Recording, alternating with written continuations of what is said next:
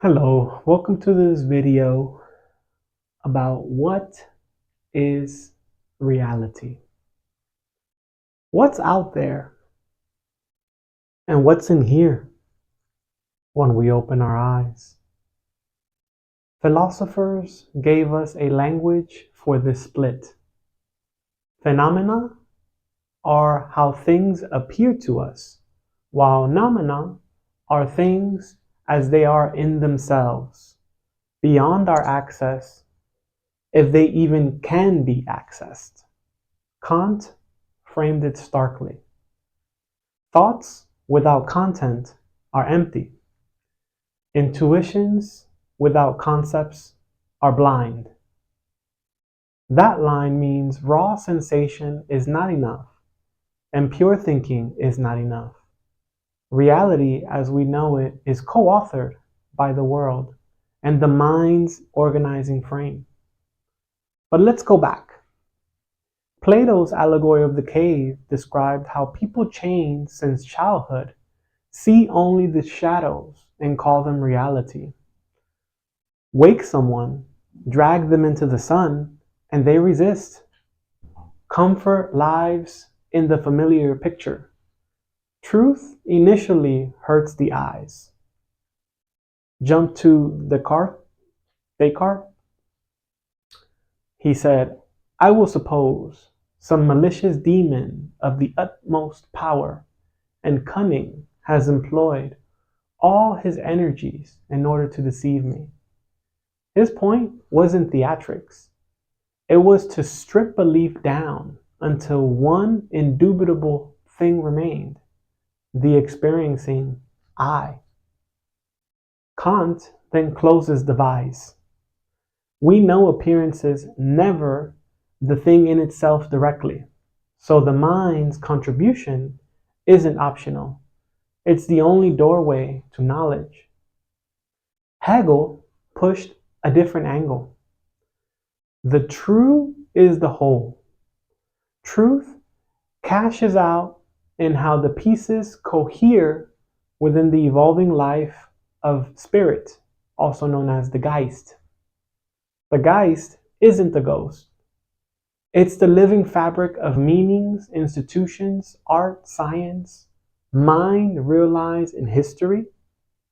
Ancients often pictured mind leading matter. Something very different to what the modern scientific consensus is, which is matter leading to mind. In Plato's Timaeus, a craftsman's mind, the Demiurge orders chaotic stuff by copying eternal forms. Modern science inverts that arrow. Matter gives rise to mind. But notice the cost. Explaining why matter arranged just so should feel like something from the inside remains a live problem. So what does neuroscience actually show about what's real? First, the brain is a prediction engine.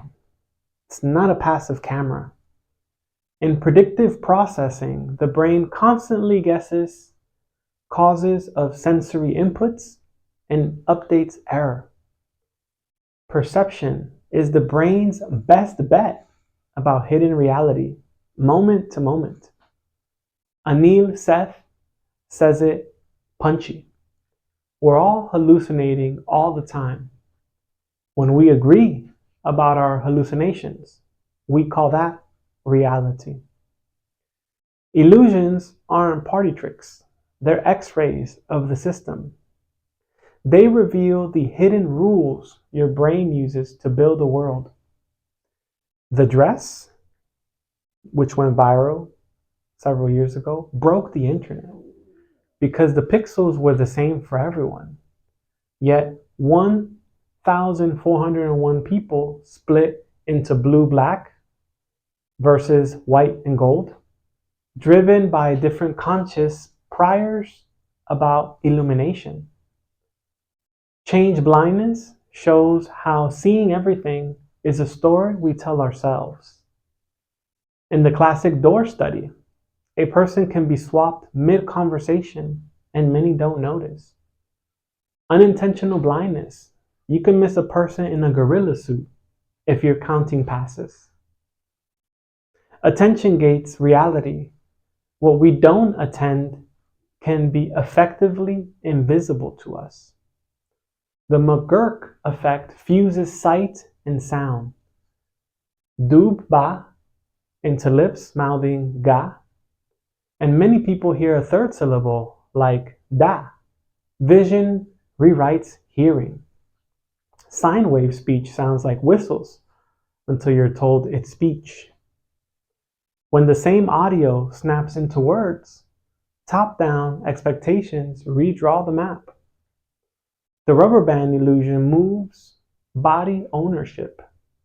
Synchronous stroking of a fake hand and your hidden real hand can make the fake feel like mine. Even clinical differences highlight the rules.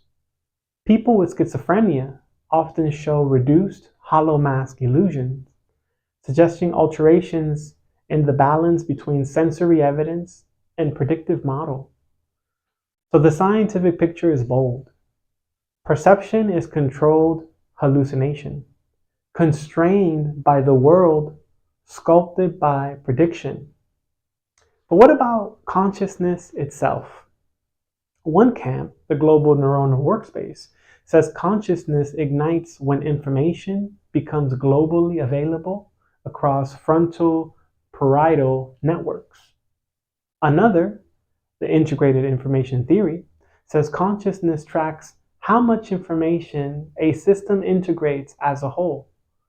More integrated cause effect power, more consciousness. A third, emphasizing recurrent processing in sensory cortices. Conscious experience may ride on feedback loops, weaving local details into coherent wholes. Each theory narrows the map without settling the why it feels like anything question. That hard problem keeps philosophers employed and YouTube comment sections lively. Now, mind to matter again, but social, not spooky. Money, passports, borders, these aren't brute rocks. They're facts that coexist because we collectively treat X as Y in context C. This equation is known as Searle's formula. That's reality too. Collectively enacted layers on top of physics. Berger and Luckman called it the social construction of reality, how labels harden into institutions that shape behavior. Mind leads matter here by organizing it. Markets move because beliefs move. Laws redirect bodies. Stories steer cities. But mind first metaphysics, like Berkeley's to be is to be perceived, faces its own snags. If existence equals being perceived, what about unperceived trees or the shared stability of science? Matter first pictures face different snags. Explaining taste, pain, and the redness of red as just neural firings risks leaving out what it's like. Kant's warning echoes. There may always be a gap between the world as it is and the world for us. Bridging is not seeing through the mind, but understanding the mind's role in seeing at all. So what is reality? It's the negotiation between a causal place and a predictive brain, between private experience and public agreement. Sometimes agreement is philosophy's job. Plato's freed prisoners return to the cave to convince others that shadows aren't the whole show. Sometimes agreement is science's job. Run the experiment, share the method, open the data, so our controlled hallucinations can converge.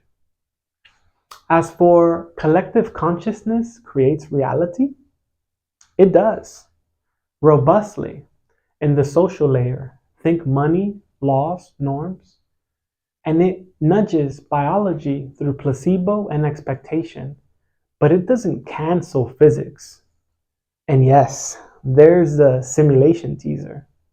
Bostrom argues at least one of the three claims is likely true, including the possibility we're in a simulation worthy of its own deep dive.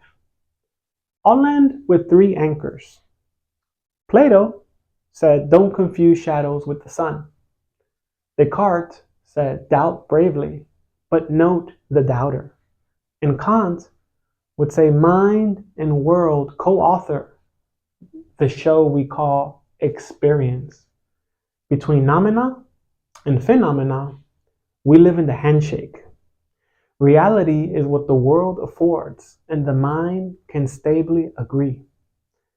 And every now and then, an illusion, visual, auditory, social, lets us watch that handshake in action." Thanks for joining me on this video on trying to understand reality.